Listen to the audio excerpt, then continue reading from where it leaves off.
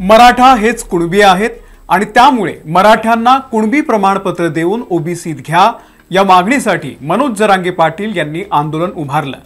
पण मग प्रश्न पडतो की मराठा आणि कुणबी हे एकच आहेत, तर मग दोन वेगवेगळी नावं का पडली? आणि त्यातही 96 कुळी मराठा वेगळे, पंचकुळी मराठा वेगळे, सप्तकुळी मराठा वेगळे। आता हे कोण असतात? आणि 96 कुळी मराठा हे इतर मराठ्यांपेक्षा स्वतःला श्रेष्ठ का समजतात? हे सगळे मराठे वेगवेगळे आहेत की एकच आहेत? सविस्तर आपण या व्हिडिओमधून जाणून घेऊयात। नमस्कार, मी अमोल किन्होळकर, आपण पाहत आहात महाराष्ट्र टाइम्स ऑनलाइन।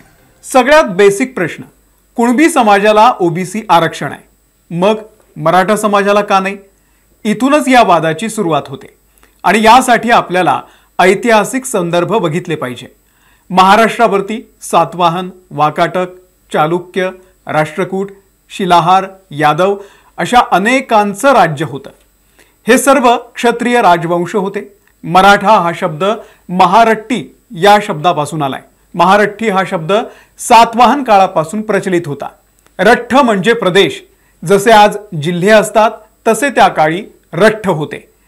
आज जसा एखाद्या जिल्ह्याचा प्रशासकीय प्रमुख असतो तसा त्या काळी महारठ्ठी असायचा। त्याच्याकडे कर वसुलीचं काम असायचं आणि राज्याच्या संरक्षणाची सुद्धा जबाबदारी त्यांच्याचकडे होती। कालांतरानं सातवाहन राजांचं राज्य बुडलं आणि हेच महारठ्ठी सरंजाम बनले। काहींनी आपापले छोटे राज्य बसवले, त्यामुळे राजेही महारठ्ठी, प्रशासनातही महारठ्ठे, विविध व्यवसायांमध्ये सुद्धा महारठ्ठे आणि शेती सुद्धा हेच करायचे। पुढे हेच सगळे मराठे झाले। या वर्गाचे दोन प्रमुख वंश आहेत, चंद्रवंश आणि सूर्यवंश। या दोन वंशांमध्ये मराठ्यांची 96 कुळांची विभागणी झाली। 18व्या शतकापासून 96 कुळी ही संकल्पना स्पष्ट स्वरूपात आपल्याला दिसायला सुरुवात होते। सैन्यात नसलेले मराठे हे शेती करत आणि सैन्यात भरती होणारा समाज हा सुद्धा कृषक समाजातूनच येत असे। याचा अर्थ असा आहे की मराठे आधी शेतकरी होते आणि नंतर ते क्षत्रिय झाले। व्यवसायाच्या आधारावरती त्यांना मराठा क्षत्रिय आणि कुणबी असं वर्गीकरण करण्यात आलं। मराठ्यांमध्ये सुद्धा राव मराठा, नाईक मराठा, मराठा कुणबी अशा उपजाती आहेत।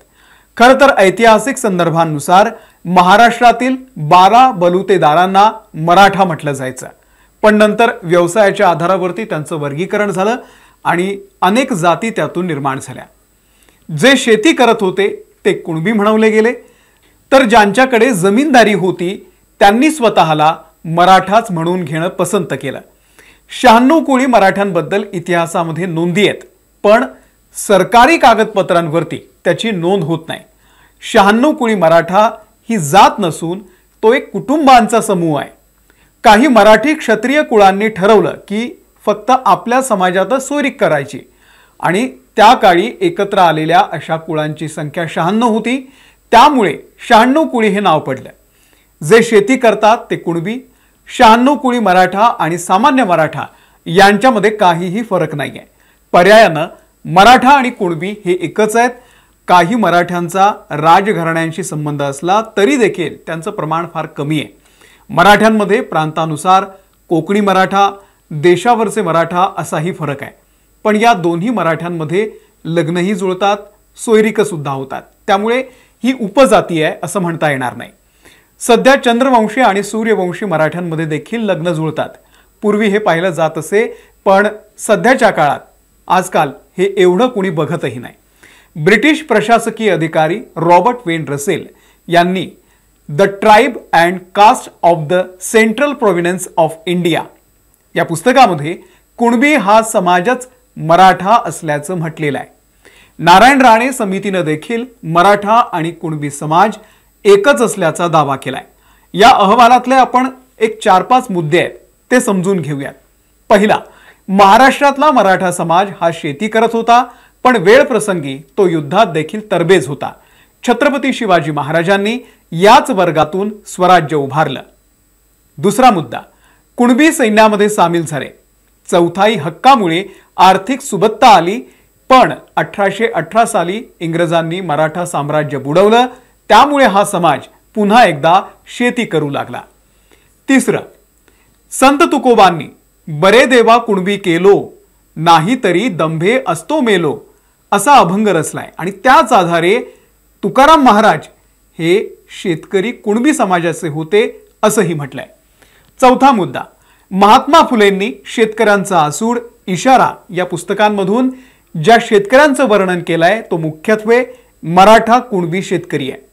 पाचवा मुद्दा, छत्रपती शाहू महाराजांनी मराठ्यांचे धंदे दोन, शेतकी व शिपाईगिरी, कुणब्यांचा शेतकी एकच असं वर्णन केलंय. 100 वर्षात म्हणजे तिसऱ्याच पिढीमध्ये मराठ्यांचा कुणबी आणि कुणब्याचा मराठी म्हणजे शेतकऱ्याचा राजा आणि राजाचा शेतकरी अशी उलटापालट महाराष्ट्रात तरी गेल्या अनेक वर्षांपासून सुरू आहे.